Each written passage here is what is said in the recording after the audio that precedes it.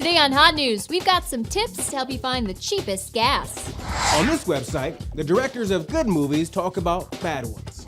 It's going to be a fun summer for a group of Canadian nudists. I'll tell you why.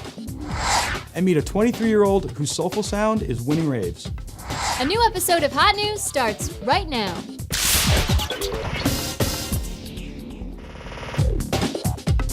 Here are today's top stories. A U.S. airstrike targeted a terrorist leader in Africa. Unconfirmed reports say the supposed head of al-Qaeda in Somalia was killed.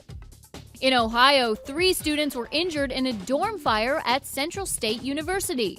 Fortunately, the dorm was mostly empty because many students had already left after finals. A church underwater, just one image of the destruction that flooding has caused in the towns along the U.S.-Canadian border in Maine.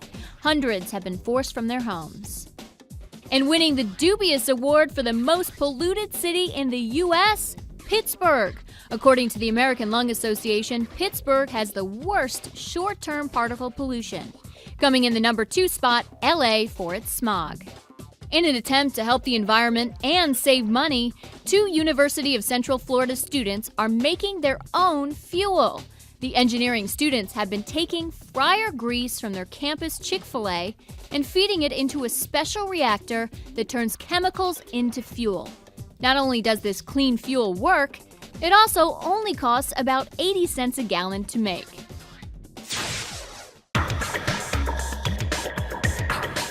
Gas is expensive, and we can't do anything to change that.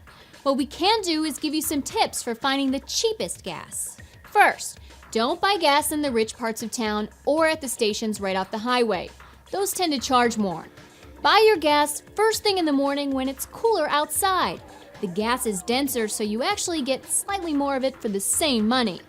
Don't accelerate or brake abruptly. If you drive more smoothly, you can increase your fuel efficiency up to 1/3. And finally, experts say Wednesday morning is the best time to buy gas. The stations raise the prices over the weekend, then bring them down during the week. Hi, I'm Kevin from Rolling Stone magazine. One of the hottest new artists this year is Duffy, a British singer who dabbles in retro soul. The 23-year-old singer claims she never heard of Aretha Franklin until she started recording her first album. But Duffy certainly channels the Queen of Soul with vintage-sounding R&B tunes. Check out the song Warwick Avenue. When I get to Warwick Avenue, meet me by the entrance of the tube. Let's take a look at the stories making headlines in campus newspapers around the country. ASU All-American cornerback Antoine Casson was a first-round pick at Saturday's NFL Draft. The San Diego Chargers chose Casson as 27th overall. He's one of 4 Wildcats selected in the draft. New findings in cancer treatment at Columbia University. Professor Brent Stockwell and his team discovered a new method that targets and kills cancerous cells in humans without the harmful side effects of current treatments. And it was a sweet celebration at the University of Maryland. 54,000 cupcakes were used to recreate the shape of the university's seal for this year's Maryland Day Festival. The appetizing arrangement took 70 workers over 8 hours to complete. Trailers from Hell let you watch hilarious old previews for B movies. What makes it cool is that each trailer has commentary from the people those movies inspired. For instance, John Landis, the director of Animal House, Edgar Wright, the director of Shaun of the Dead, and Eli Roth, the director of Hostel. For anyone who wants to see what a closet full of worms looks like, this site is required viewing. What U.S. town did the Von Trapp family actually settle in? They're the real-life family, by the way, that inspired the movie The Sound of Music. Was it A, Aspen, Colorado, B, Stowe, Vermont, or C, Sun Valley, Idaho? The answer before you can sing, I am 16, going on 17. So what town did the Von Trapps settle in? The answer is B, Stowe, Vermont. The town reminded the family most of Austria. That's where they started the Von Trapp Family Lodge, a hotel that still exists today.